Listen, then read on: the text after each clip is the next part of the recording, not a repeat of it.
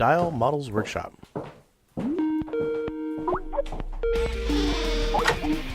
Hi, it's Yeji. And Clint. Hey, it's Larry. You are entering Models Workshop After Hours, a modeling podcast where we talk about miniatures, model painting, and we cuss a lot. If you can be offended, we're probably going to offend you. Then you're going to laugh, and you're going to feel bad. And then we'll offend you again, and then you'll laugh again. You see the pattern. So kick out, sit back, grab your brush, grab your paints, and get ready to have some fun. Hello, model workers, and welcome to 2019. We're in. It's the first one we're doing of the year. It's January. I don't know what, January the 7th, 8th, something like that. And I have no idea what the date is. And I'm here with Chloe. Hello, Chloe. Hello. And with Simon. Hey, everyone. Ian is not with us tonight, and Dave is being mythical, and his message was, alas, no. So it's the three of us starting off the new year with less of a fizzle and I think more of a bang than I thought we actually would. So haven't heard from you for ages, Chloe. What have you been up to at the end of last year and beginning of this year? Gallivanting in Norway, skiing for 3 weeks, then coming back doing Christmas. And right, you said that was work. It was work, yeah, but it was fun. So okay, it was also gallivanting a little bit. Okay, Yeah. I'll And then let you I've off. pretty much been balls deep in my dissertation since then. So joy. Exciting. And Simon, you're still scale model Jedi, but you're now hitting it big in as we talked about last time. I don't know if anybody's actually heard that podcast because Larry accidentally tagged it with the wrong title and it went to the bottom of the feed instead of the top. So I'm not sure what the what the viewership is on that one, but Simon is now a famous farming simulator blogger. I wouldn't go as far as famous, but He's a lot more successful than the modelling YouTube. Anyway, He's scale model farmer. yeah. I should do that, shouldn't I? I should link the two. I should get some like tractor kits and build them on the modelling channel and get people to come and watch. Yeah, well, I mean, if you can get a classic Airfix, I think the first ever Airfix kit was a tractor, wasn't it? I don't know. Oh, I'm not that old. Ah. No, nor am I, but I've read about things. Thanks. Sure. Sure. Yeah, I was there. The dawn of plastic. I was a young boy. The Jerrys were dropping things onto Coventry, and then somebody at Airfix decided to make a tractor. No, I'm not that old. I was born just after Elvis died. Thanks. So I'm that old. That's old. That's pretty old, yeah. Yeah, Star Wars came out, Elvis died, I was born. It was a good year, right? It's a good sequence of events, apart from Elvis. Yeah. Well, no, I think I might be the reincarnation of him. Maybe.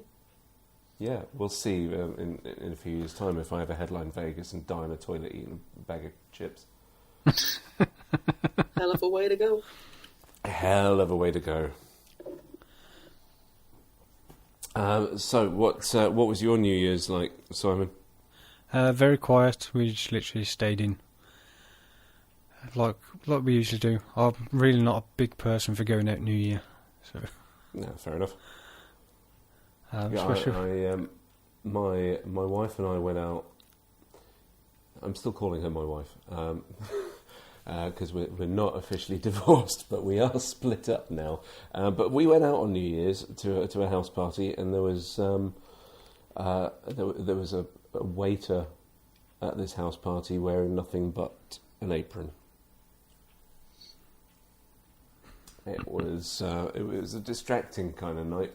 He started the night in gold Speedos and then progressed to having his arse hanging out and serving cocktails to everybody. And actually, he was very good, Australian chap, and he remembered everybody's names, how they liked their drinks. He was a very good waiter. It's just that was naked. Well, he was naked, yeah. And not in any way sort of muscle bound and putting everybody to shame with how much iron he'd been pumping that day. It's not cool. Yeah, not at all. I mean, there's me with my sort of holding my gut in, pretending that I'm not spilling over my mismatched tuxedo because apparently my trousers shrunk since the last time I wore them. Yeah. Uh-huh. Is that what you're telling yourself? Like 4 or 5 sizes shrunk. It must have got really, really warm in that wardrobe. So I had to wear like a dinner jacket with black jeans, and pretend that it wasn't that I've been eating all the pies. And I have, in fact, been eating all the pies. It's Christmas, you're allowed. Yeah, I mean, it's been Christmas all year round for me. Yeah. That's why I'm being sat in the house all day. It's starting to, my trousers seem to be shrinking as well. Yeah, so I'm back on my back on my potato diet of literally just potatoes and water for the next couple of months. I forgot about that one. It's funny.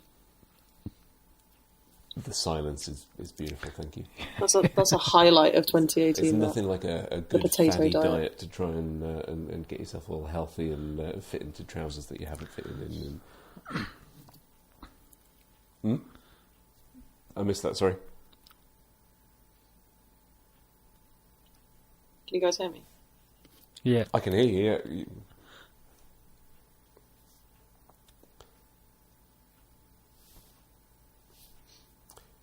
So, listeners, we seem to have lost Chloe for a second.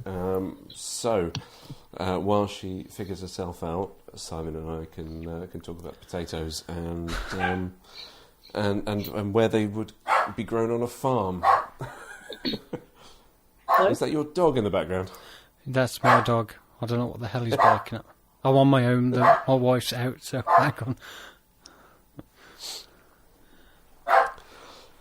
Yeah, my wife's not out, but I am out of my arse. So I've moved out and I've set up in my mate's flat. He's letting me stay here by myself. So I've brought all of my stuff, and I'm now I've got my video stuff set up on one side of the flat and the painting stuff all on the other side. And I'm currently in the kitchen with a light and a little portable painting setup, and I've had to switch the boiler off, set it down to cold because it's the noisiest boiler in the world. And it doesn't matter where you are in the flat, you can't record anything because it just goes. It's almost like having my old air compressor. I don't know if anything was as loud as that. It was pretty loud, that wasn't it? Yeah. But yeah, this thing whirs up like a dynamo actually, and then once it hits temperature, it then whirs back down again to nothing. So it's like I really don't need that tonight. I'll just wear an extra jumper. Have you emptied the loft yet? I've half emptied the loft. Gives you an excuse to sort all your models out. Oh yeah, I mean a lot of that went up to my mum and dad's. So most of that stuff is in my dad's garage. Sweet. So that'll be coming down here in a couple of weeks. And then I've got the rest of my Lego, and I've got to sort out the bedroom here and get somewhere for the kids to sleep when they come and stay over, and start sorting out something for them to play with that's not tech or plastic, and glue because they're not touching my glue. Yeah, Lego's better. Yeah, absolutely. Yeah, they've. So I took all of my Star Wars Lego up to Mum and Dad's, and then they went up there for a week just after Christmas, and I've got photos my mum sent me of them just across my bedroom floor with all of the Star Wars Lego. Some of it together. Some of it together. Yeah. Right. Dismantle it and I'll building take it all different apart, stuff. rebuild it, and order the rest of the bits on Bricklink to whatever they've lost. So yeah, we were going to record towards the end of the year, but nobody could make it. I think actually Simon and I were going to do it, and then nobody else could join, and it seemed a bit of an anticlimax, just us two for doing an end of year wrap up. So I was thinking we should maybe do the end of year top 10 list kind of things that everybody does. Of course, it's a couple of weeks late, and it's the beginning of the year. So, Chloe, I'm going to put you on the spot because you haven't sorted out. You did send me your list, but I bet it's not in front of you now. Yeah, it is. Oh, you and your organisational skills. Come That's amazing. on. Well done. So, what are your highlights of last year, and what are you looking forward to for this year? Are we starting at the bottom and working up, or the top down? Whatever order you want. Okay. Let's just start at the top. Hellboy Kickstarter. Yeah. I mean, it's amazing. It's actually coming out soon. We got an update the other day. It looks incredible. Can't remember when it's actually due. Is it still February, or has it been pushed right? No, it's April. April. Okay, so it gives me a bit more time to get the rest of my shit painted. But absolutely, that's yeah. cool. No, it was Chinese, never really going to be February, was it? Chinese New Year and all that. Yeah. So and the movie comes out about the same time as the game, so so that should coincide pretty well. Yeah, that's pretty cool. They're kind of pushing the idea that that they pushed the movie back a month to coincide with the board game. So convenient. Yeah, it's a nice conceit for Ronnie to come with.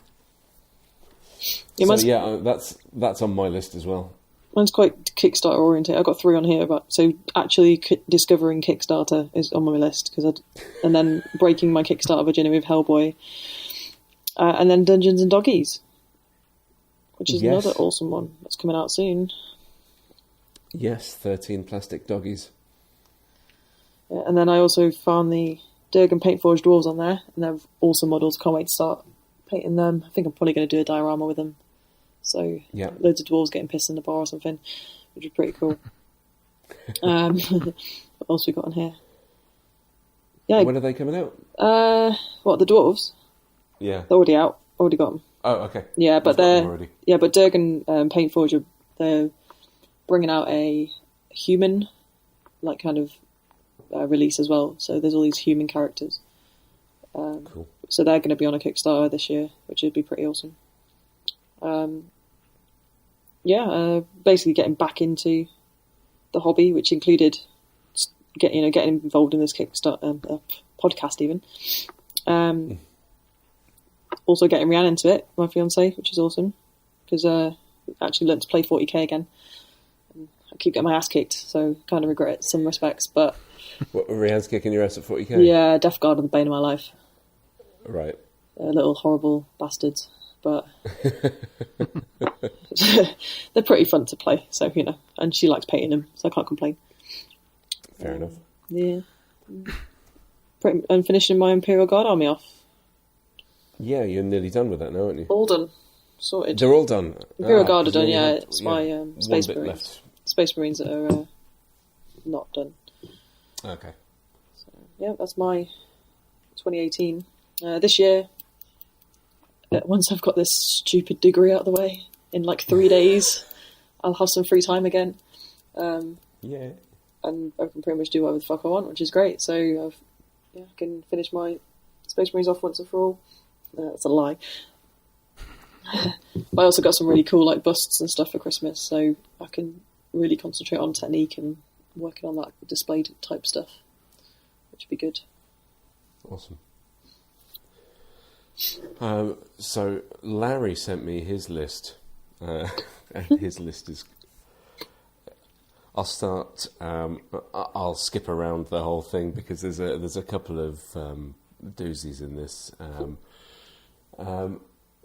He's put in here first franchise, and I believe by first franchise he means us.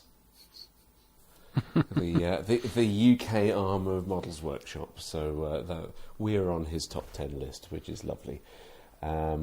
He Adepticon 2018, and strangely also Adepticon 2019, which he hasn't been to yet. So I'm guessing he's saying he loved it so much that he's booked his tickets for all 4 days for Adepticon.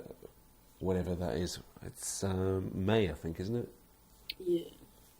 It's around that kind of part of the year. So what else has he got here? Buying Kill Team, buying the Age of Sigmar 2nd edition, getting back on his medication, breaking his leg, getting divorced,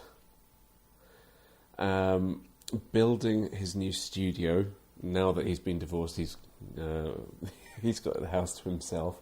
So he's building his. He's moved out of the basement up into the main part of the house, and he's building his studio there. And he's got a new teammate, roommate, and a girlfriend. All of which who love miniatures. So he's had a very interesting year. Good old Larry. And clearly, there was stuff going on with his divorce and building the studio because he didn't put Simon's and my podcast in the right place. So I'm not entirely sure what episode this is. I think it's episode 13. It might be 14. But whatever the last one was, if you haven't heard it, scroll through your iTunes and go all the way to the bottom somewhere, and you might find it, and see what Simon and I sort of were blithering on about. I'm not sure if Ian was on that one. I can't remember. It was that long ago. How long ago was it? It was. I think it was early December. So for me, it was Mantic Hellboy. As I didn't discover Kickstarter last year like you did, Chloe. I've bought things on Kickstarter, years ago, but never in. No, not even never. I was going to say never in sort of hobby kind of stuff. It's always been camera gear, but no, I did buy some terrain years and years and years ago. But I've never bought any actual game stuff. So Hellboy definitely is a sort of a repopping of my Kickstarter cherry. Dungeons and Doggies for definite.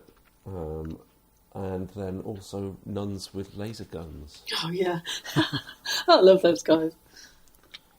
I can't wait for these things to come out. They're bloody awesome. And Scale 75's Chronicles of Run. I've ordered a couple of bits, a bust, and something else on that. So that's it for the first 4 things on my list are all Kickstarter things as well. Ours are themed, Peter. Yes. Yes, why we're living broke. What did we spend our money on last year? I'll tell you. Yep, resin, plastic, and a little bit of metal. Yeah, so Telford opened, what was it, a Scale Model World in Telford that Ian and I went to. Was awesome, and actually meeting Ian in person was quite cool. Only quite cool. Yeah, he's a bit boring. Otherwise, he'd be on the podcast, wouldn't he? So. That's right. Fuck him. Right in the ear. So the day before Telford was Mantic's open day, and that was cool because I met Ronnie and the rest of his team, and they're a good bunch. joining Models Workshop. I think, that probably should be somewhere closer to the top. I didn't really order this. That's been a really big thing for me in the last 10 months. Being part of this random group of idiots across the pond and you lot as well. And then starting this thing that we're doing right now, this podcast, it's kept me busy. It's been quite nice organising not as many interviews and industry peeps that I thought I was going to get in, but then I wasn't expecting to get kicked out of my house. So yeah, we've got people on our wish list, and actually a couple of people who've asked to be on the show, so we're on their wish list. So once I get my finger fully pulled out of my arse, I'll get them. I think we've got Michael from Rabid Dog Studios is going to come on and have a chat about things. He's a bit good. He doesn't live far away from me. Oh, right. Well, if you get him round, you can use your microphone. It's Basingstoke way, I believe. So.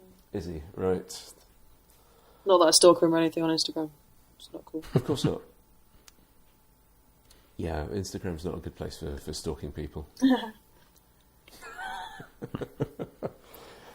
Nobody sent me any dick pics on Instagram, so that's okay. I don't want those. Now you're single. Well, oh yes, now I'm single, but yeah, please send as many dick pics as you want. Jesus, what have I started? We'll find out in about 24 hours. Yeah. His Instagram search is now Butlers in the Buff. It was. I think that's what they were called. Yeah. I had a friend at work that did it. He used to get paid good money for it as well. Really? It's Peter's new job. Well, if these potatoes do their thing and I can get rid of my gut, then yeah, why not? I've got an apron.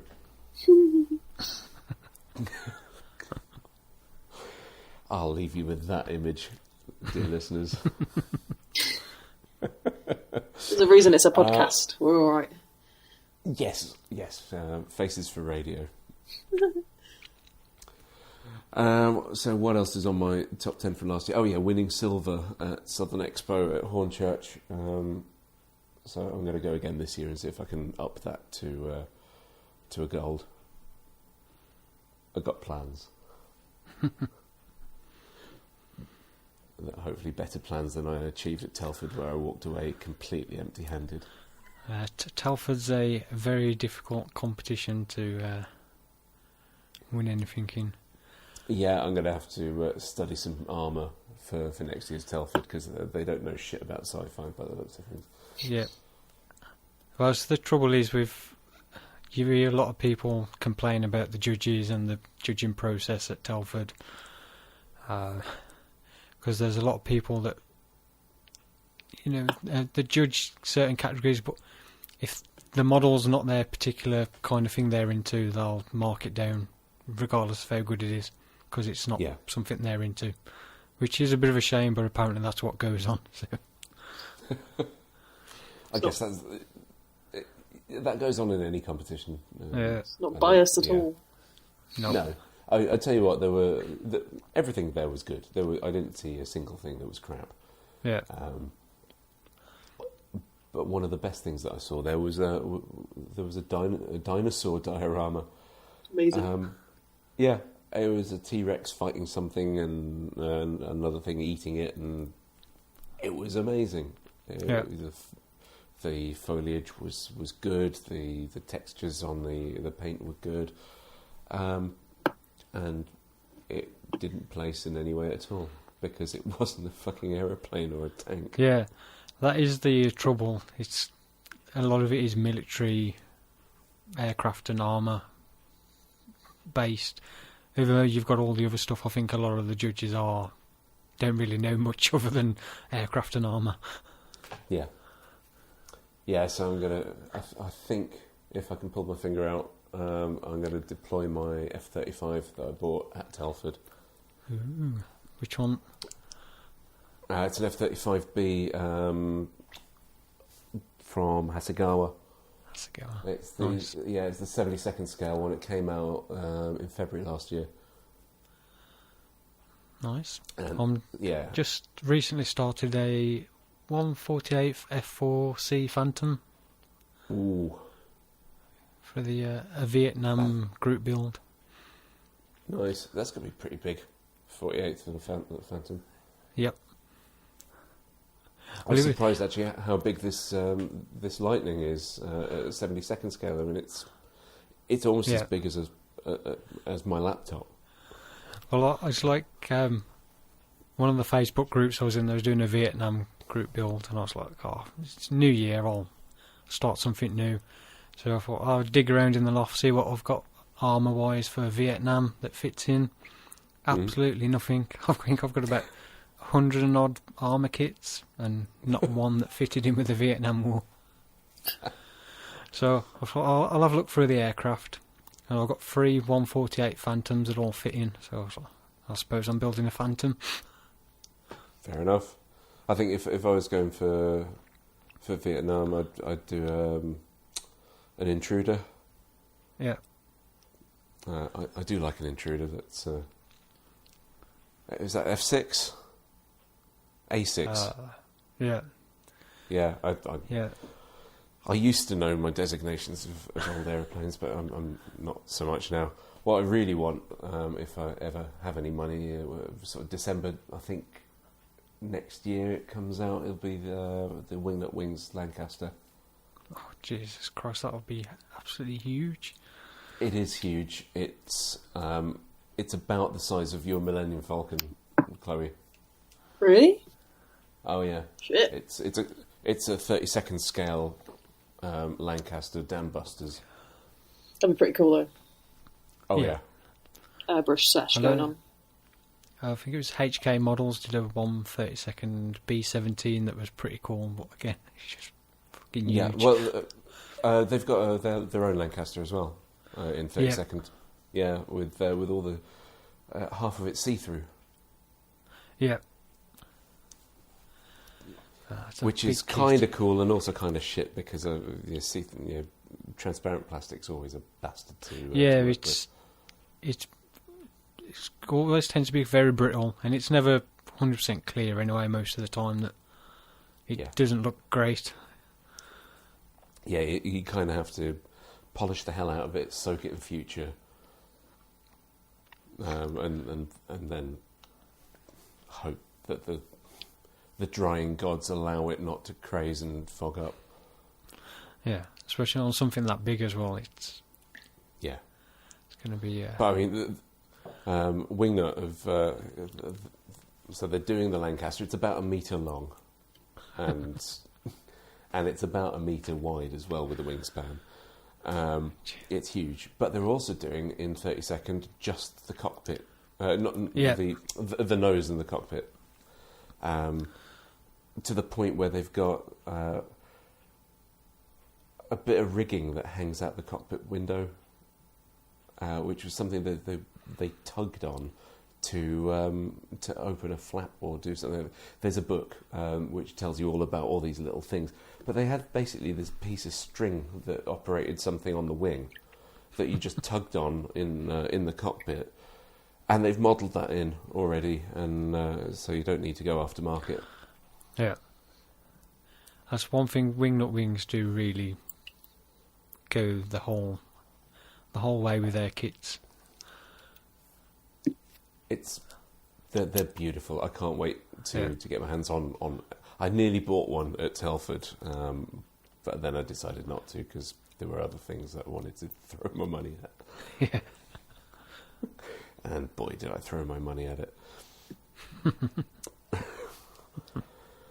So the F-35. What's cool is the F-35 Lightning over here. They've just got I forget how many. There's just a small handful that have been in the country for the last 6 months with the RAF. They've started back up Was it 613 Squadron, which was the Dam Busters? I know it's. I forget if it is. I should really look this up before I start talking shit. But I know that the Lightning Squadron is the same as the Dam Busters. Let's have a look.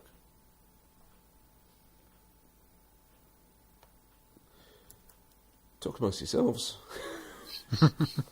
I'm just Googling.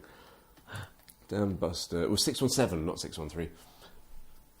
So the F-35s are... 617 Squadron didn't exist for a long time after the Dam Busters. And they've started back up again, and they're up at RAF Marham.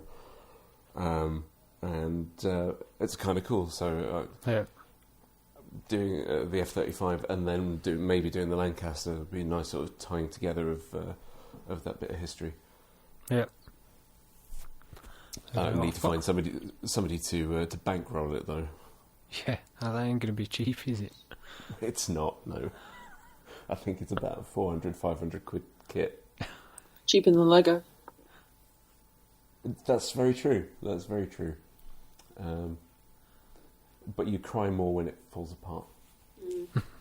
I don't know. I get pretty upset when someone kicks my Falcon. I can imagine, but at least you can clip it back together again. Yeah, you try finding where that part goes. It's all grey, mate. Yeah, no, I know what you mean. My Imperial Star Destroyer's got a couple of bits that I've just sort of stuck randomly back on it because thanks to children. I've got like a fuck it box, so I just like, I don't know where it goes. Just fuck it, I just put it in this box because bits fall off it all the time, and I'm like, I don't know where you live, so sorry, you're going in the box. Oh my god! So you get to the point where there's more bricks that have fallen off in the box than what's left on it. That would be heavy but impressive if that's well, it's got to survive a house move soon, so we'll see what happens. What are you going to do with it? Just bubble wrap and stick it in a box? I'm going to carry the coffee table with it still on, take the glass off the coffee table and carry the coffee table with it on down to my van, place it in the van, drive it to the house, put it in the house, and then just leave it there. Wow. That's how I got it here. Okay. And it works quite well, so it's a proven method. Nice. And I got 3 flights of stairs and a van journey to survive, so we'll see. Get yourself a skateboard. Like one of those piano moving skates, so you don't have to, you can just sort of wheel it along carefully. Yeah. Logistics, it's fun. Oh yeah. And to round off my 10 of last year, I finished more projects than in any other previous year.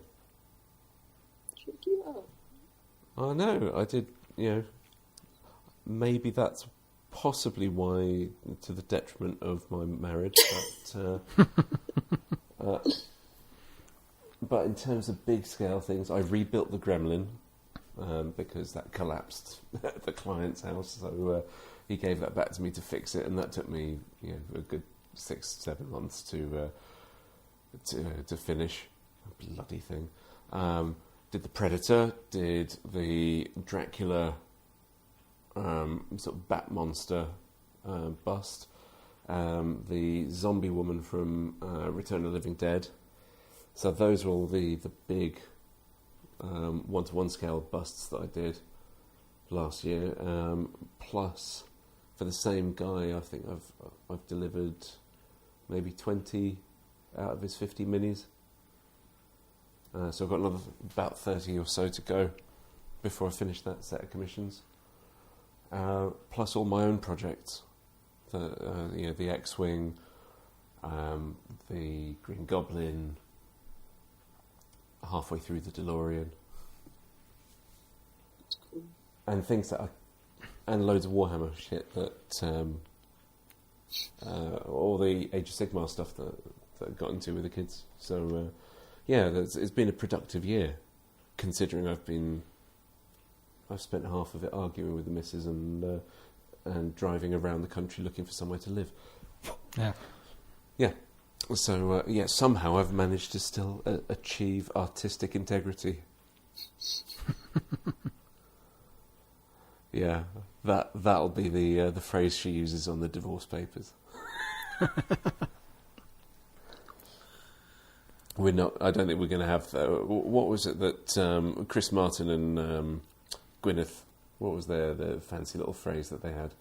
Oh, it was a mutual decoupling or something. Yeah, something decoupling, wasn't it? Yeah. Something bullshit. Completely bullshit. Yeah, it was. Yeah, she's. I don't think we're going to go quite that. It's going to be. Yeah, he's a twat. You're not cool enough. You didn't call your kids Apple, so you know. Oh, I've given my kids some decent names. I mean, my surname's Brown, and my eldest's middle name is Emmett. Amazing. And there is a particular car that I've managed to get him obsessed with, so that's okay. If he could ever get past learning to read, write, and do maths, then maybe he'll hit his head in a toilet and invent time travel. So then we'll all be okay. Yeah. Yeah, so that was my year. Nuns with laser guns and managing to piss off my missus. So I think 2019 has got a lot of potential and promise to take away from the good things that were promised, like Hellboy, that we all bought last year, that's getting delivered in a couple of months, and all the dogs. Mm-hmm. Although I do need to get in touch with a couple of companies who did say they were going to call me to paint their box art minis, and then strangely haven't. Yeah, I need to get in touch with them. And there was one company in the States which were going to send me a review kit of a spaceship from the Orville. And then they got a cease and desist letter from Fox. And it turns out that the garage kit that they produced was not licensed, and when they advertised it, Fox found out pretty damn quick. So they had to all that time making it and producing however many versions of it, and they're not allowed to sell it. Oops.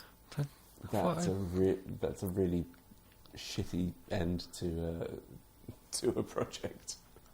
I don't think any garage kits were licensed, to be fair.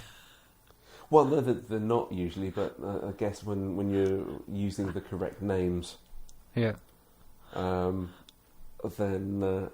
I don't even know. I think it was a resin kit rather than a plastic thing. But they were going to. I think they're called Fantastic Plastic out in the States, and they were going to send me a review copy, and so I contacted them, and they said, "Oh, so sorry, we've had C&D letters from Fox." So yeah, they're sort of shitting bricks over there, bless them. And I don't blame them, because if Fox want to fuck you over, then I assume that they probably can and will. Yeah, they'll do anything they can to just. These big companies don't their fuck IP around. Locked down, yeah. It's a shame because they haven't licensed that any Orville stuff out to any kit manufacturer. And it's a shame. I remember seeing somebody that was going on about. I think it was a license to do a Spider-Man figure, and they were saying they wanted it was going to cost them $70,000 just to set up a meeting to try and convince them to give them the license to produce it. And they were just wow. They was just I don't think we'll be doing that. How about no? Yeah, I mean, just make it and call it Arachnid Dude. Yeah. Yeah, it was actually some of the Vikings figures, they've got dodgy names. Yes. Yeah, they're all knockoff, IP knockoffs, but look identical to Ragnar Lothbrok, but he's not called Ragnar Lothbrok. But he's a historical character, so you could probably get like that anyway. Yeah, I can't remember what name they actually used on it. Something fucking stupid. And I think Lagerford's just called the Shield Maiden. So. Yeah, that's in that. That's pretty cool. Right. Yeah, I remember seeing a bust of Jack Sparrow years and years ago, and they'd found some sort of generic pirate bird. It was a pirate name that was a bird, but wasn't Sparrow, and it was like the guy that served drinks when we got married on a pirate ship in London, and he called himself. He was Captain Jack Chaffinch. Wow.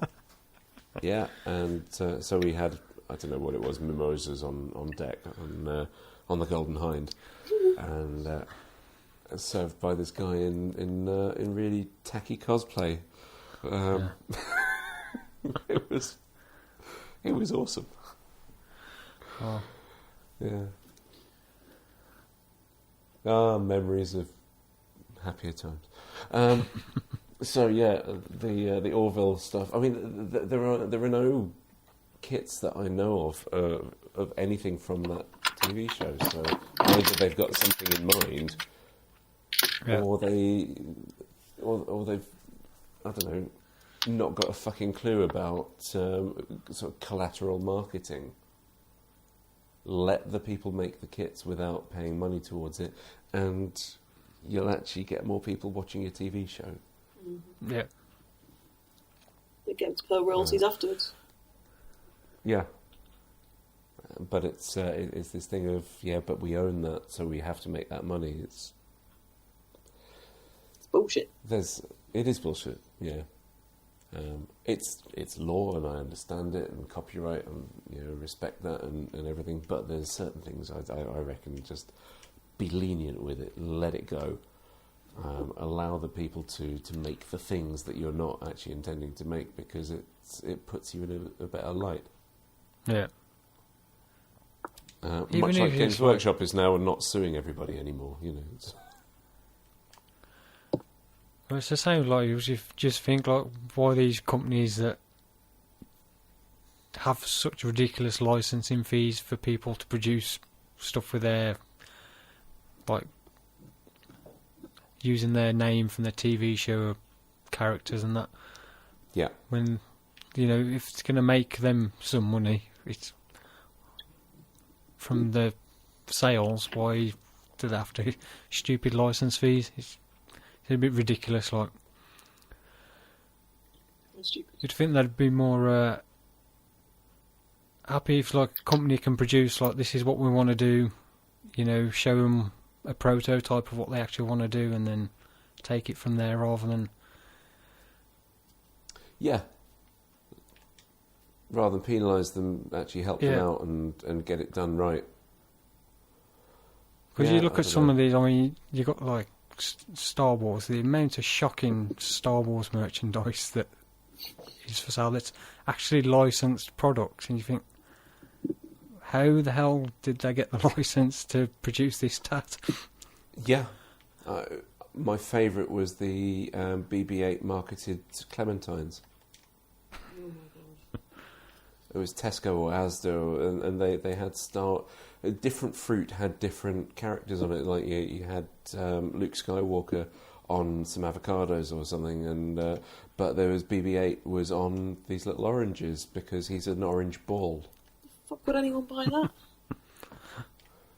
I don't know. But I think somebody thought maybe kids would want to eat the fruit more if it had Star Wars pictures near it. Yeah. Just teach your kids that fruit's good for them and make them eat it anyway. Yeah. I think Volvic had some Star Wars tie-ins as well. It was like Rey and Finn on a bottle of Volvic. I don't understand why, if it's like the most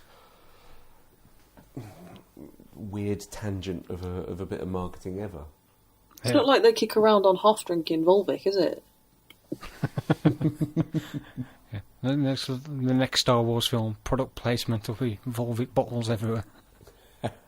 Brilliant. Volvic and Clement, like BB-8 shaped clementines.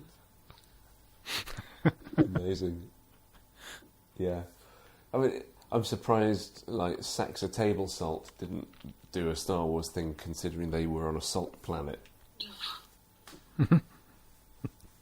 Now that would be something. At least it makes sense. Oh, yeah. Yeah, Dagobah-sponsored swamp things, and...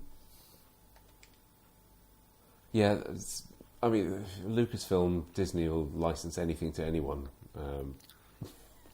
For whatever, it's... As long as you've got the money to stick it on there. And it's, I think for these little things like fruit, it's probably not that expensive. No.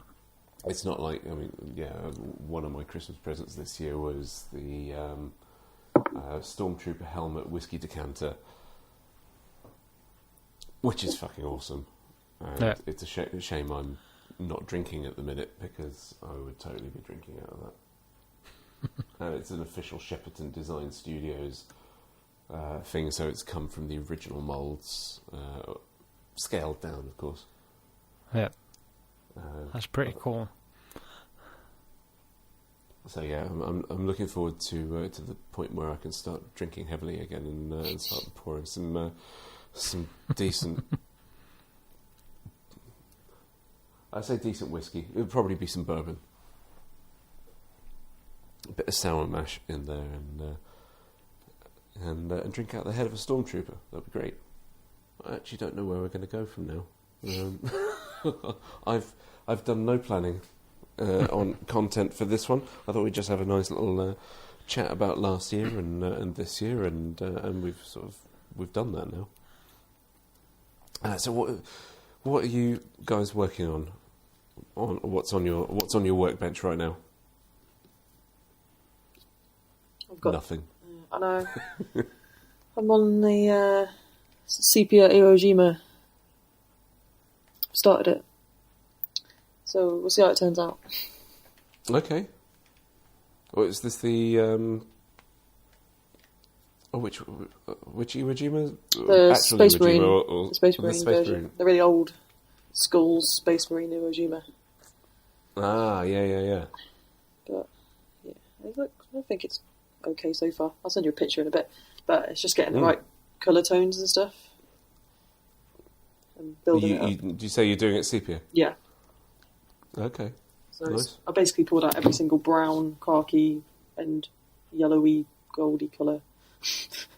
And I'm just going for it. Just going full contrast and just sort of duo tritone.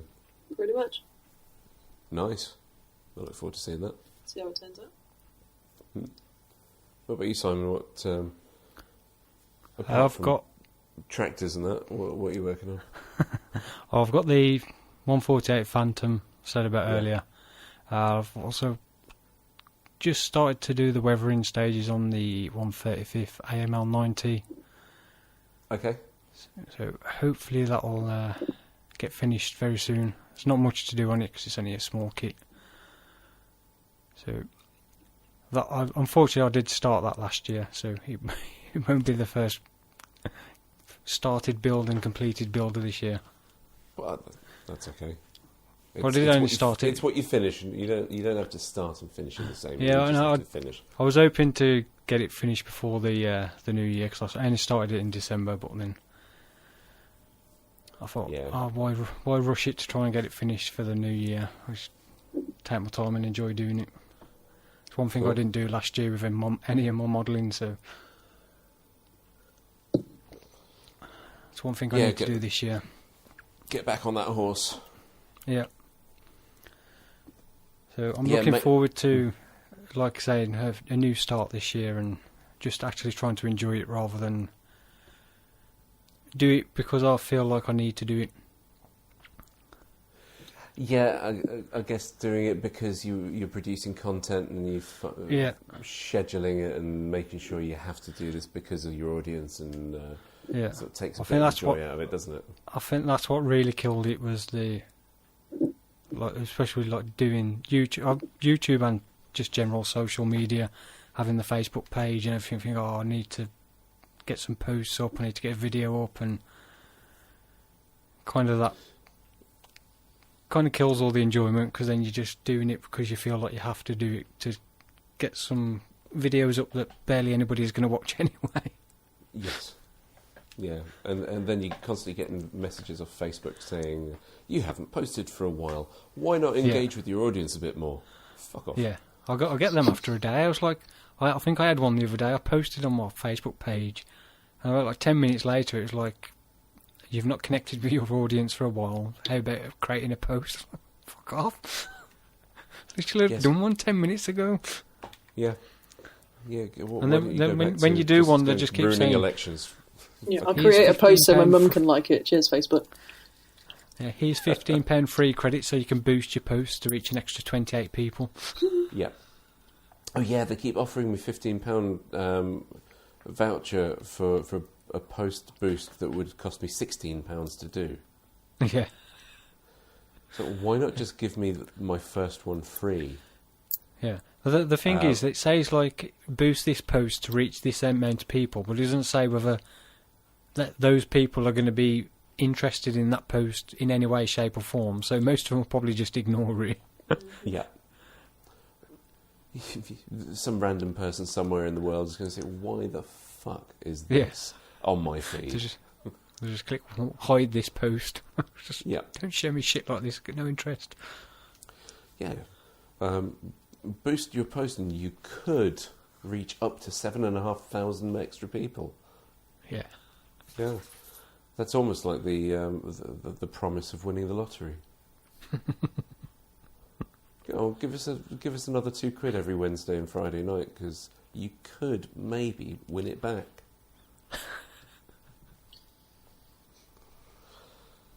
Yeah, so a mate of mine that I went to school with, every year for my birthday and Christmas he buys me a big piece of Lego, which is really kind of fun and really nice of him. Except this year for Christmas he didn't buy me any Lego. What? No Lego for Christmas. Instead, he bought me the Revell Saturn V rocket. That's pretty cool. Which is pretty cool. Yeah, I think that's 1/144th scale. I've got the Lego one, which is pretty awesome. Yeah. Have you got the Lego? Yeah, I love the Lego one. I haven't got it, but it's really cool. It looks great. Yeah, this isn't quite as big as that, but it's it doesn't take up any room because it's vertical. Yeah. It just sits it can go in a corner. Mine's on my bedside table. Yeah. Nice. And he bought me the Star Trek Into Darkness Enterprise kit, which I've already started. Because I like starting things. Yeah. I have so many kits that I've started. Yeah. I think I definitely started way more kits than I finished last year. Oh, yeah. For sure. I mean, yeah, I've finished more projects last year than any other, but I think in the same breath, I started even more. Yeah. Yeah. And if my own personal history of building things and the overstretching that I always do with a project, like the Enterprise, the Next Generation Enterprise that I threw away last year because I started it when I was 17. And I decided that all the wiring and things that I'd started back then were just too much, so I binned the whole thing. Yeah. It's been reissued, so one day if I want it, I'll buy it again. Also, my missus hates Star Trek, which is a bit of an issue. So hopefully she won't come over and see that I've got the JJ prize, which I'm planning. I'll probably finish it in about 20 years' time because I'm planning to do lights and sound and see if I can actually get it to propel into warp. As opposed to just sitting static on a thing with some flashing lights on it. But yeah, I'm looking at buying Arduino boards and learning to program Arduino for some fancy light kits rather than spending, because like a simple Arduino is a tenner. Yeah. You plug it into your Mac and program it, and a bit of soldering and job done. Or you can go and buy a light kit for this thing that somebody else has produced, and it's 150 quid. Yeah. I've got an Arduino in my Lego minifigure frame. It's all, so you can set all the lights up to flash in different ways on each figure. That's cool. Yeah, that's something I definitely want to do is put lights in everything. Yeah. So yeah, as soon as somebody decides to employ me full time doing whatever, whatever thing, I've said that's when I'm going to build my Ghostbusters Lego, the firehouse. Yeah. That's what we call so I'm going to start. I can't wait to open that. We're going to get the LEDs when we get the house, and then have a whole Lego street. Yeah. And that's when I get my first paycheck, I'm not going to worry about putting a deposit down on a place of my own. I'm going to buy the light kit for that and an Ecto one. Because that is the priority. Buy the lights for the Lego, don't worry about food and a roof. Build a Lego house. Oh, don't start Ed Sheeraning on us.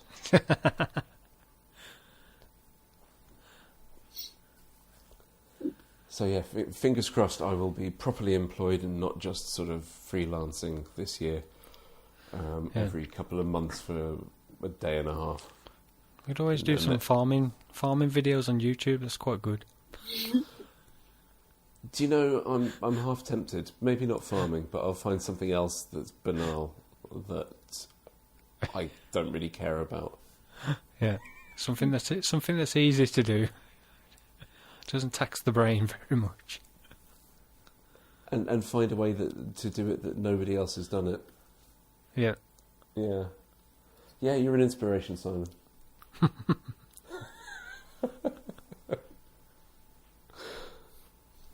Yeah, over Christmas up at Mum and Dad's, so I opened the Enterprise and I pulled out because I'm slightly on my channel. I'm slightly sponsored by this company Cricut, who make this sort of printer-sized cutting machine. I did a blog post. The only blog post I wrote last year was actually a sponsored blog post. I should really start writing more this year. And I did a couple of videos with the machine because I did all the masks for painting the X-wing. I did cutting vinyl out on this thing, and I'd started working on making the masks for the next gen Enterprise, and then I chucked the whole thing. I thought, no, okay, that was really complicated, and I'm sure that I could go and spend 50-60 quid on a set of vinyl masks for this one, but I've made them already.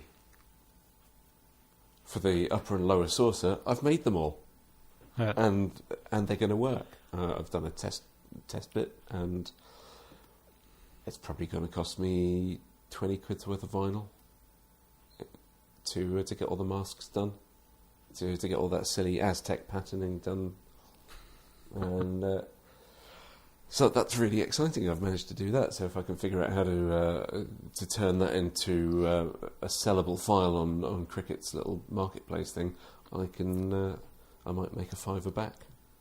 Yeah. And that's where the big money is. Making that £5 back. Because then I can afford 2 lottery tickets. Yeah, just do a YouTube video of it as well, and it may bump you up a few more subs. Yeah, if I could get me up to like 750, yeah.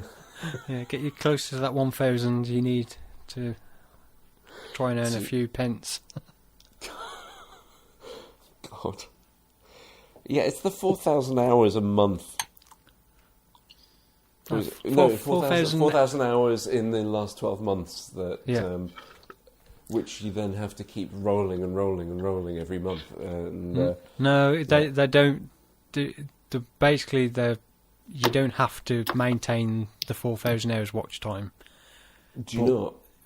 No, they're basically saying if your channel becomes inactive, if your channel's been not been active, like you haven't uploaded any videos within that period, and your watch time's below, then they will disable monetization. But if you're still producing videos, then they'll leave it, because as long as your channel's still active, even if you drop below it over the next 12 months, it doesn't matter so much. It's only if your channel becomes inactive, then they'll just disable your monetization straight away. Right. Okay. Because I when I got the monetization enabled, it does tell you in there that they do reserve the right to disable monetization at any point, and we did say about the watch hours that you don't have to have the 4,000 within the next 12 months, as long as your channel's still active and you've not got community strikes and stuff like that. Gotcha. Okay. So, well, that's not an issue for me anyway. Not now. Oh yeah, rub it in. Well, I was looking. Just so popular. I was looking at that. Well, he's to the gonna end. You're going to get your little plaque with a little play button on it soon, aren't you? Oh, I'm still a long way off that. What's that? 100,000 subs? Yeah, 100,000 subs. Long way off that. But I was looking at it. You'll hit that by August. I was looking at the the 4,000 watch hours, and I was like thinking November. God, that's like just crazy amount. It's like miles away. It's like 240,000 watch minutes. I'll never get that. No. And then that one day in December, I think I got 3,500 watch hours in one day. I hate you. Well, I like I say, over December I had over 1 million views in 4 weeks. Well, less than 4 weeks, about just over 3 weeks. Yeah. That's like more than double what I got in 2 years on the other channel. God damn. Living the dream, Simon. Living that dream. I would have been alright if I'd have got monetization from the start of those 1 million views. I know, right? I think I'd had over 700,000 before they enabled monetization. Which is a bit annoying, especially in December as well, when you get higher ad rates. Of course, yeah. And this month is just, it's not worth it. Peanuts. Everyone's in the gym, not on YouTube, that's why. Yeah. All the advertisers have spent in Christmas, it's like, January, fuck it. Yeah, well, give it a couple of weeks and you'll probably find a few people dropping off as they, Is it Blue Monday? Hopefully then I can have the gym back. You have the gym back, yeah, because all these people are going off and hanging themselves because they've run out of money, they can't pay their rent, and they're not getting paid for another couple of weeks. It's expensive. I hate January. It is Back when I was working at at my last proper job, this would be the week I'd be out in Vegas, and love it or hate it, it was a horrible time to go. A week or two after Christmas, you've run out of money, you've spent it all on food and stuff. Your credit card's maxed out on Christmas presents for the kids, and you're getting dumped into the most expensive town in the world with the cheapest employers known to man, who are dishing out pennies instead of have $10 for the day.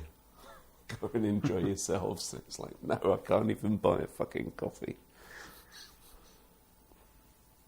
But it's okay because there wasn't ever any time to buy any coffee. You're always in a queue sitting there waiting for the next product launch. So yeah, all my old friends are at my old job are in Vegas doing the big electronics show this week, and I'm not. I'm not sure whether I miss it or if I hated it, if I wish I was doing it, or if I don't know. I no longer have any feelings at all. Just an empty shell. I've been hollowed out and dead inside, yes. No. Yeah. But it's okay because I have solvents and other things to keep me propped up. Coffee for the day and isopropyl alcohol for the evening. Yeah. Can't beat a bit of IPA. Yeah. 99.9%. Stick a bit of Vimto in there and you got yourself a nice cocktail. IPA and Vimto. What do you reckon? Sounds nice. Oh, yes. Well, I reckon I should maybe get on the blower and start organising some guests to come in, and we can chat and ask questions to other people and find out what they're doing. Like Mike at Rabid Dog, and I forget there's a couple of other guys that are on my sort of to-do list to contact, and I think we should find some more interesting Kickstarters to talk about this year as well, and maybe not spend our money on them, but No. maybe just talk about them. That's what we tried last year, and look at us. Look at us now. No, I'm not going to look. Because looking means looking at the credit card bill. Mm-hmm. Yeah. It's worth it. Especially It was all good decisions. Oh, it was. Oh, yeah. It will be when they get That's what delivered. I mean, it was all good decisions. Yeah. Yeah, and it's not like all the Kickstarters that will never get delivered. Or get delivered 4 years later. Poor old Ian only just getting his... Was it Dark Soul? Yeah. Dark Souls? Yeah, Dark Souls. He showed me that when I met up with him. And there's some nice figures in that kit. But he just doesn't care because he's not going to play the game. So I think he wants to get rid of them all. But he's just waiting for them all to turn up. Sort of years and years later. Yeah. And nobody will be interested in him by then. No, it's like There'll be some of a new thing out. It's like, what are them? It's like collecting trading cards. By the time they're worth anything, nobody cares. Yeah. Not that I found out about that the wrong way. Or you do what I did and buy that nice limited edition kit, only for them to like re-release it 6 months later as a standard boxing, and just completely devalue it.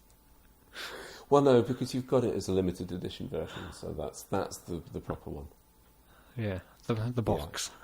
Yeah, don't worry about the plastic inside because that's exactly the same on the reissue. Yeah. But it's keep the box mint. Yeah, Well, that was one thing I was quite surprised about, because one thing I was saying quite a bit last year was Revel should get the Bandai, the rights to distribute Bandai kits in Europe. And now they do. But unfortunately, all the ones they're doing are the ones I've already fucking got. It's all right. They'll do more. Yeah, I'm sure they will. I'm actually quite surprised they're doing some of the ones they are doing when Revel already do similar kits in their own range. I thought they would just go for the ones that they don't do, like the figures, and some of the kits, like the vehicle kits that Revel don't do. Okay, are they doing the figures? I don't know. I I haven't looked at the figures to see if they've got any. Most of them I've seen have been like the X-Wing, Y-Wing, and the Perfect Grade Millennium Falcon, which is no cheaper than what you could get it for anyway. So might as well just get them from HobbyLink Japan. Yeah. Just before Christmas, it was Black Friday weekend. I bought the Revell Millennium Falcon from Solo. Yeah. Which box scale of whatever it is, I don't know, like 1 to 2,000 or something stupid. Yeah. And I did a video on it, and sort of, it's a nice little kit. It's got the electronics in it. The engine lights up. It makes funny noises. So I showed it to the kids actually last week, and little one, he's 7. He said, "Can you take it apart?" He said, "It's a snap kit. It's not glued, is it? Can you take it apart and can I have a go at building it?" Yeah. All right. So it took me about 10 minutes to take the thing apart without breaking anything. A couple of bits I had to leave on because they're snapped in and they're not coming back out. Yeah. He flicked through the instructions, looked at the pieces, it went bang, bang, bang, bang, and within 4.5 minutes he'd built the thing. It was only clipping the shell together, which he wasn't strong enough to get it fully clipped that he needed me to help him with. But he's a natural. So I think I'll be buying him some Bandai kits in the next year or two. Nice. Yeah. But in there, they're going to be a lot easier to get hold of. Absolutely. Well, I've bought both of them a Gundam. Actually, no, it's not a Gundam. It's a Sega thing from Bandai. Essentially, it's a Gundam, but as a generic term, it's some sort of mech. But they're going to have to learn how to use clippers and files to put it together. I think it's a snap kit. They are pretty much cut them off the sprue, but they do clip together. There's usually no glue needed. Yeah, I mean, the last Gundam I did was one from the early 80s, and that was a glue kit. Yeah, I did one the year before last, and it was pretty much the same as the Bandai Star Wars stuff. It's all just clips together. Yeah, it's amazing stuff. Obviously, if you want to go gluing the parts together to remove seam lines, then obviously go that extra step, but you don't need to build it. No, of course not. Have you seen these, Chloe? No. So you know Bandai, the toy maker. Mm-hmm. So they do all their Gundam, like 1 million different Gundam kits, and they've basically taken that technology of the mech robots with little rubber insides, so you can clip arms and have fully posable arms and legs and heads and all that kind of stuff, and they've put it over to the Star Wars. That's pretty cool. So you can get a Darth Vader or a Stormtrooper at 12th scale, and they're fully posable. That's cool. And you pop them off the sprue, you file the edges down, clip them together, and then play with them. So they're all pre-painted, Even better. Oh, not pre-coloured plastic, isn't it? Yeah, it's injection coloured, but the sprues are multicoloured. That's cool. This is like my favourite thing ever is that you'll get the frame of all the parts, and it's got like 5 different colours on it, and it's like the most amazing thing ever. It is quite cool when you first see one. It's like because all the other kits you use just general grey, black plastic. Boring plastic. Boring plastic, and then you have this thing, and it's got this. That corner's blue, that one corner's white, this one's red, this one's gold, and then a separate one for the clear parts. And it's just like, holy shit, how do they do that? It's beautiful. And the X-Wings are the same, but the figures are just so good. I've got the robots, the droids. And if I hadn't, I'm building C-3PO in a sort of damaged paint scheme with the red arm from Force Awakens, and with light up eyes. So of course it's taking a bit of extra time.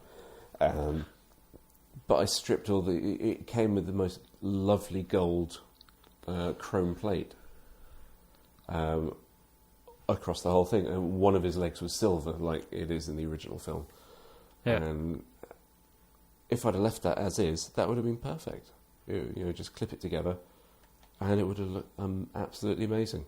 But of course, I've got to take the one extra complicated way of doing things, and just to make my life a bit harder. Yeah. Yeah. You should, if you like the subject, Chloe, get yourself one of these. They're around 20 quid, I think. Yeah, around about 20-30 quid at most, I think, for the figures, depending which one it is. They're cool. I just want to play with them. Yeah, and what I tend to use them as sort of hobby mojo, rejuvenate your feel good factor when you're sort of stuck in a bit of a rut and a slump. When you've got 5,000 Death Guards to paint and you just can't be asked to do yet another shoulder pad on a Space Marine. Mm-hmm. You put them aside. You spend an evening. You build a Gundam or you build a Star Wars guy, and you go, do you know what? This hobby is fucking awesome. This is actually fun. And tomorrow I can go back to the drudgery of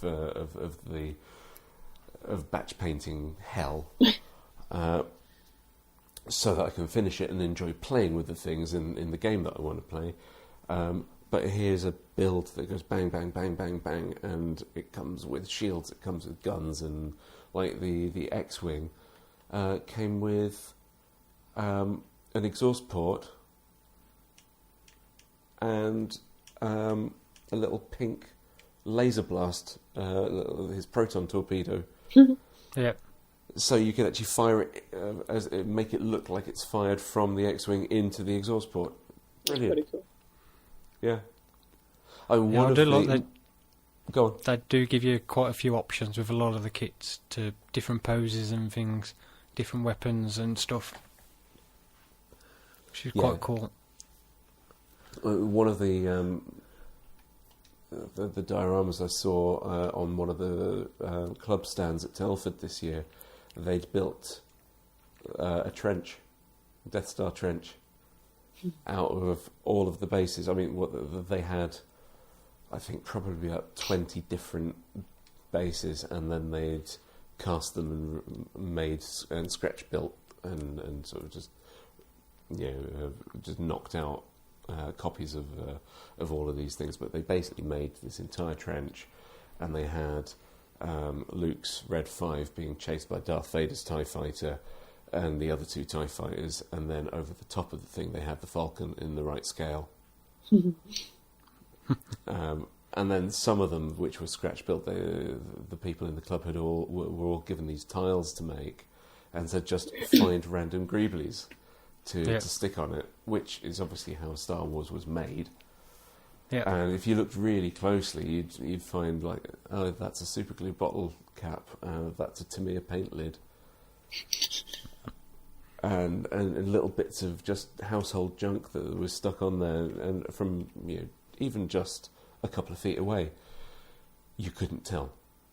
It was only when you start peering in, you start seeing that's what they made that from. That's from there, and of course, these wheels from that tank kit, which is on every Star Wars ship that they physically made in the original films. There was always this one set of wheels or something they'd use to make some texture on the hull. I forget which one it was. It was it wasn't a tank. It was a rail. It was a gun that was on a flatbed that went on a railway, I think. Was it called? Yeah, there was a few like railway type wheels on the Millennium Falcon on the top. That's right. Yeah, there's quite a few engine decks off for a Panther or a Tiger. King Tiger or Panther or something like that. Yeah, on the back of the Falcon, there's all those bits of all the struts behind the 6 engines, and those are all bits of tanks, aren't they? Yeah, there's like exhaust, engine decks. There's like I think there's a fuel tank, fuel drum, like one of the jerry cans. There's like one of them on the back there as well. Yeah, I mean it's quite interesting when I was building the perfect grade Millennium Falcon. When you see a lot of this detail, a lot closer than what you obviously do, because when you're seeing it in the films and it's all a blur most of the time and all blends in, you can't really pick it out. Of course. When you see it actually there in individual parts, sticking off, I recognise that bit off there. I mean, it's a proper masterclass of scratch building. Yeah, even the decals that you get on there to stick on, a lot of them are just like cut up decals from various different kits. And there's one set of decals. It's like they've obviously cut one decal up, and then it's each piece they've cut up is placed in various different places on the actual model. Yeah. Well, there's the famous one on one of the mandibles on the inside. They've got the Champion oil logo, which is hilarious. The sort of was it black and red triangles? Yeah, it's amazing when you go closer to that, and the sort of anxiety that we go through of trying to make things perfect, and actually all they did was spend a few £100 on off the shelf model kits, and then just glued bits of shit together, and then sprayed it a couple of different colours, and then filmed it. Yeah, well, that's the thing. When you look closely at the studio model, at the weathering, it's not the best. No, but it's obviously iconic. It's one of those things like everyone tries to replicate it, but when you actually look at, like, compared to how people weather military models, tanks and aircraft, the weathering on it is like shockingly bad. Yeah. But obviously, because they say on screen, you don't really notice when you're not looking at it in that much detail, and then say most of the time it's in a blur flying across the screen, or you're not meant to be looking at it for its detail and quality. You're looking at it for and it works perfectly within its story context. Yeah. So it's yeah.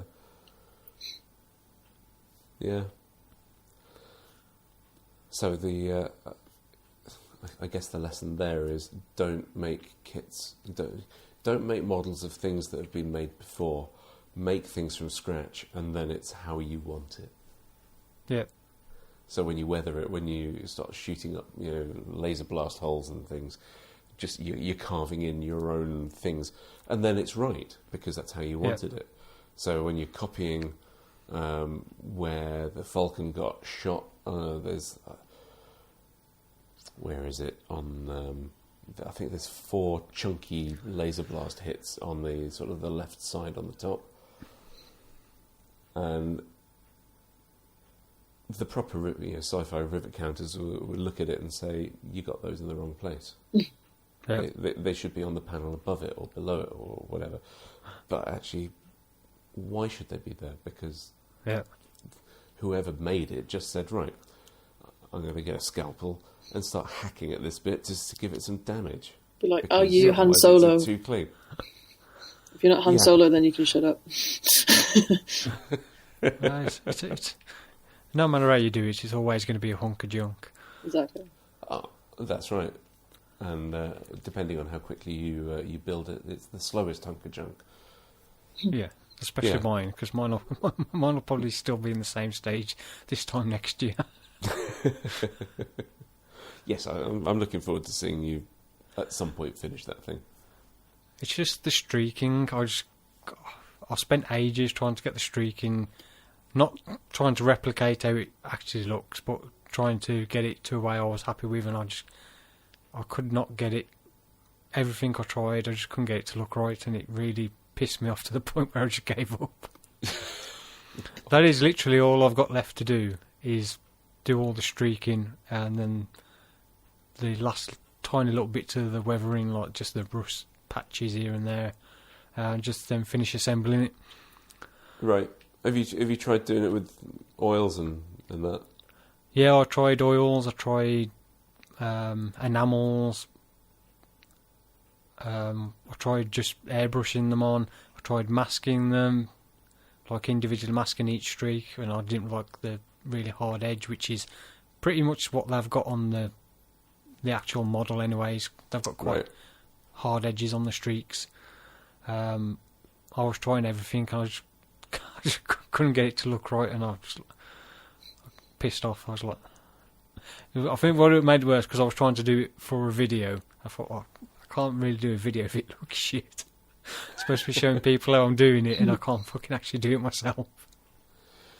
Well, I guess the way you could do it is on the video show what the original one looks like, and show different ways to achieve the same look, and say, but it looks like shit, so why not? I tried normally for streaking. If I was doing a tank and I was doing streaks, I'd just use like oils, put a blob of oil on, then slowly with a dampened brush, just gradually pull it down, and then blend it in. But I just could not get it to work properly on there, that it looked good. That's a shame. And I don't know if it was because I'd got too much of a glossy surface that it just was taking off too much, rather it wasn't gripping very well, or whether I'd probably better with a slightly more satin finish. Yeah, there's a fine line of how matte you want when you're doing any weathering. You want a bit of tooth, but not so much that it creates too much of a texture. You want it to sort of slide down, but not so much that it all goes to the bottom and doesn't stick around. It's a horrible juggling act. I don't envy you. Yeah, I probably will get back to it sometime. And the thing is whether I've finished the video series off. The last video on it was that long, it only got like 6,000 views. Oh, mate. Only 6,000 views? Oh, compared to the first one that got like 60-odd thousand.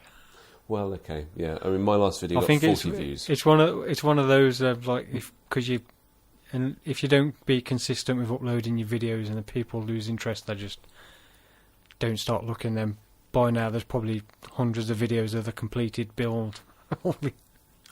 But I did have somebody message me the other day asking me if I was going to finish it, because he was like, I've watched loads of others and yours was the best one I've seen on YouTube so far, which is kind of gives you a bit of a confidence boost. So there is somebody that actually thinks it was good. Oh. There you go. So my last 4 videos, right, without looking, so these are all a month ago. There's 2 recorded and 2 live streams, which are now obviously available as watch on demand. Have I got more than 100 views or less than 100 views for in total of all 4 videos? I'm going to say less. It's actually more, but only just. Only just. So I got 16, 23, 50 and 22. So I think that's like 110 or so rounded. So yeah. And we're talking an hour, fucking hell, 2.5 hours. There's 2 3/4 hours, nearly 3 hours worth of content there, and 100 people have watched them. And he's moaning about 6,000 views. You should do a video on how to get loads of hits on YouTube. Yeah. There's plenty of people that make a living by doing videos on YouTube, telling people how to do videos on YouTube. God. YouTube meta videos are just, oh God. Well, there's so many people that doing like how to grow your YouTube channel in 2019, how to get like 1,000 subs on YouTube, and I was like, I can't believe like there's like people that are making a living off YouTube by doing videos on how to make a living off YouTube.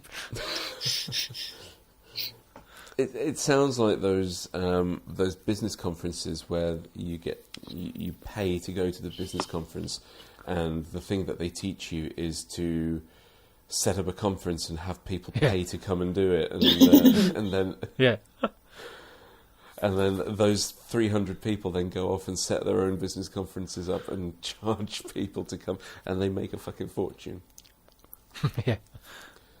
Yeah. It's like... It's the YouTube pyramid scheme. Yeah, it's just that's like, how to grow your YouTube channel in 2019, make this video and get you mugs to watch it so my channel grows. Pretty much. Yeah. Link back and stick it in the playlist. Yeah. God. Yeah, I'm definitely going to make some more videos this year, and I might actually spend some time thinking about what it is I actually want to put on here. I've had a couple of people ask me to, and you know, by a couple of people I literally mean maybe two. Yeah. There was one person specifically said, "When are you doing the Ghostbusters car?" Yeah, because it's sitting there ready to be done, and well, I just don't want to pull the trigger on it just yet because there's a couple of things I need to learn how to do before I do it. Yeah, like I've got like the lights and the photo etch and trying to get all. And do I want to cut the hatch out of the back and build a scratch build gurney for all the proton packs? Yeah. And the answer to that is yes, I do, but I don't know how to do it yet. I've got a Revol starter kit, which I think I can't remember. It's either this Revol starter X-wing or Snowspeeder, the one that come with the cheap paints and little brush. Yeah. And in the small one, I was planned to be the next video I do was just like a proper back to basics, using basic tools, using the paint out of the kit, and just building that as a video. Oh, that sounds like a good idea, but you will hate yourself if you're using the paints out of that it comes with. Yeah, I know the paints in there are going to absolutely suck. Yeah, I've done it. I've set myself this challenge so many times, and halfway through, every time I do it, I think, "What the fuck am I doing?" It's going to look shit because no matter how good you are, there's just no way you can get a decent looking model with them paints. No, especially when they give you the smallest fucking paintbrush as well. God, yeah, that's a lot of coverage to do with the tiny brush. I mean, years ago I bought the Games Workshop Lord of the Rings starter set of the Mines of Moria. And that version of it came with paints and a brush. Yeah. And you get a bunch of goblins, and you get the Fellowship. And the models are fine. They're the basic versions of everything, but they're decent. Now, I think there's no green, there was no blue in the set of paint. And Gandalf's hat is blue. And there's a couple of other paints that were sort of maybe missing. And so I got about halfway through painting this, the Fellowship, and I think I ended up doing his hat as a grey-green, just to make it slightly different, but it wasn't the blue that it should have been. Yeah. And of course, this was, let's say, 8 years ago, so my painting standard wasn't quite where it could have been. But still, I had this challenge in my head. I'm going to paint this entire set with only the shitty little flip-pop paints, and thin down these things, because they're good old acrylic Games Workshop paints. They must be, rather than the sort of the post office paints that you get with those things that the sun catchers that you stick in the window. Yeah. I think it was just those paints. Fucking awful. Well, I've got the Revell Reboxing of the Zvezda Star Destroyer. Ooh. That comes with paints, and it comes with about 4 of those poxy little pots. And you think that's a... There's no way there's enough paint in there to cover the whole thing. It's like, seriously, what's the point? I don't know if anybody's ever actually attempted to paint that thing with those pots, but it would be interesting to see the results. Wow. I mean, It's like even the if most all 4 of pointless them were thing grey, ever. you still wouldn't cover that thing. I mean, No. that's what, 2.5 foot long? Yeah. You're not going to cover 2.5 foot of plastic with... Well, that's the same as well. They with give you the 17 poxy mil. little paintbrush. Well, yeah, you Poxy little paintbrush sticks. scrape them out into a thing, flow improver, thinner, water, just like cut it right down and see, and put it through the airbrush and see if you actually get the coverage. and how much extra do you have to spend on additives just to make that paint go anywhere? God.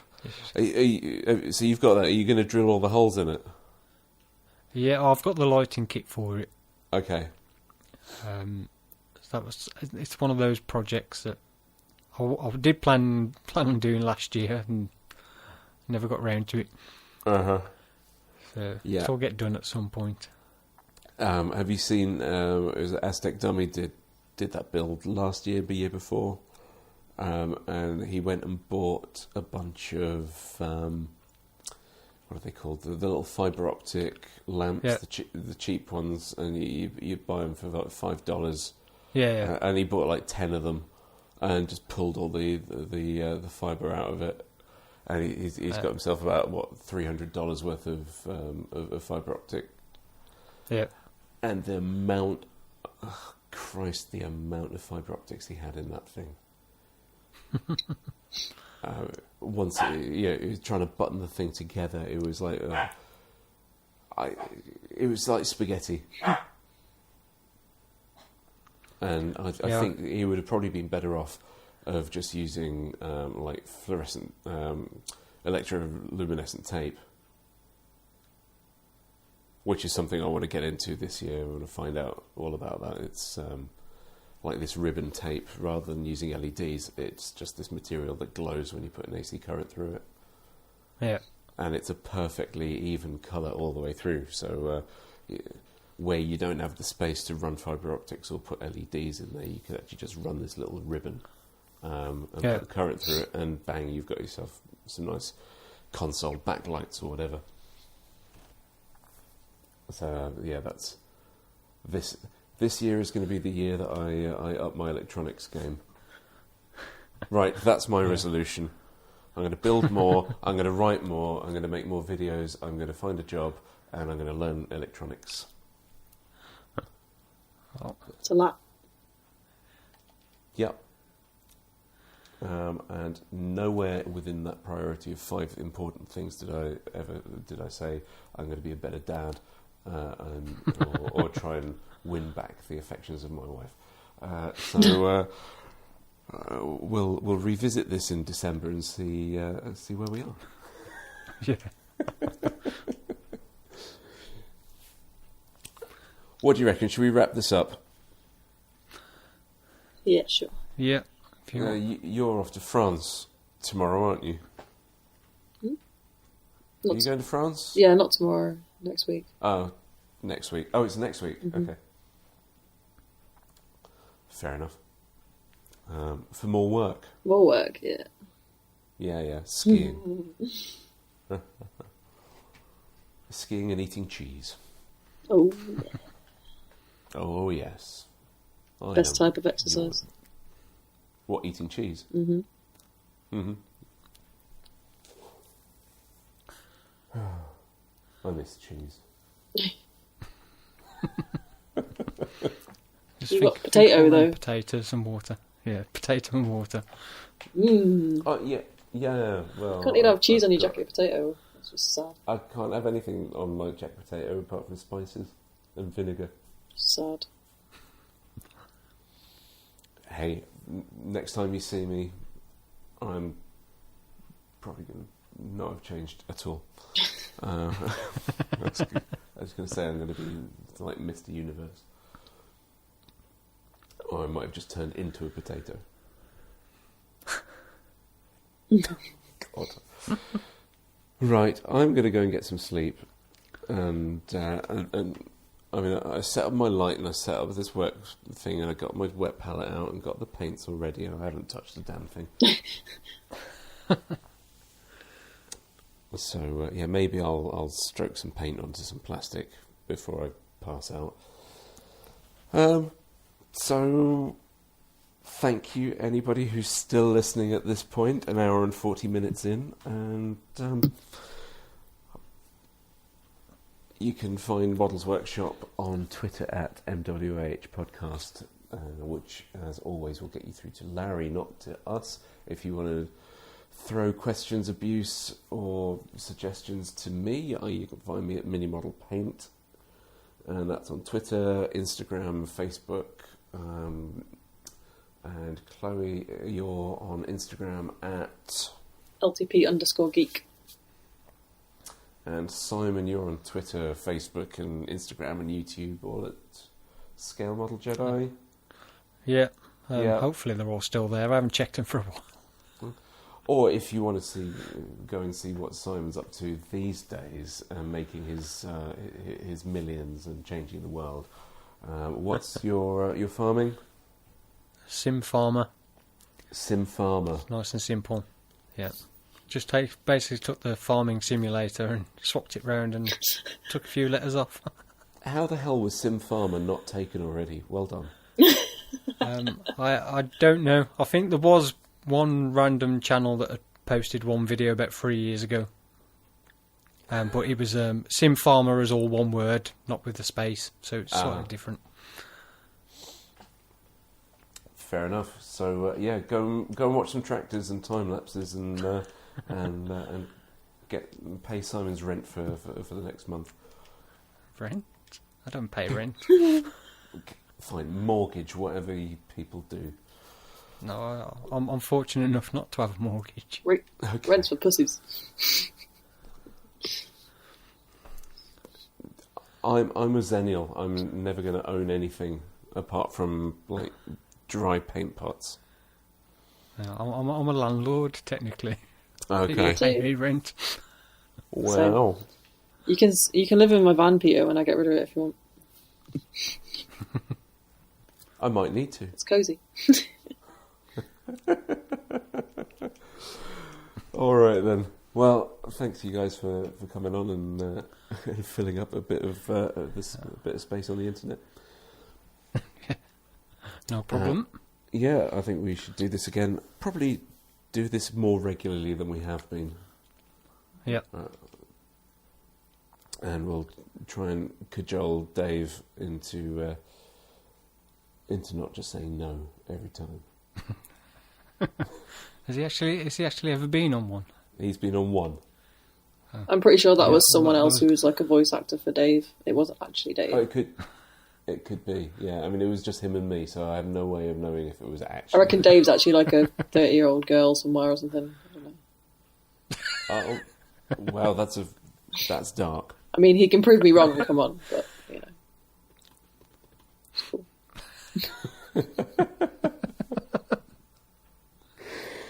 Dave, you're a 30-year-old girl. You heard it here first, right?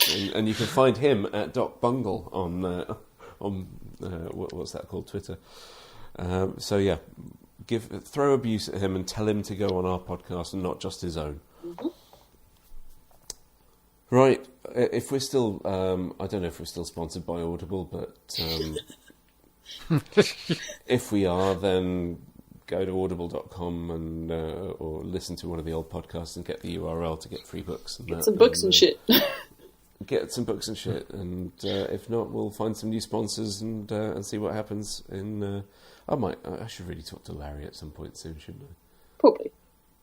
Probably. Well, I'm going to say bye, because this is fizzling and getting really just long-winded. the most long-winded goodbye I've ever had. This is more long-winded than the way that my wife is saying goodbye to me right now. Brutal to yourself. It's just wrong. Right, I'm going to do this in reverse. In the same way that we start this podcast, we're going to stop it in 3, 2, 1.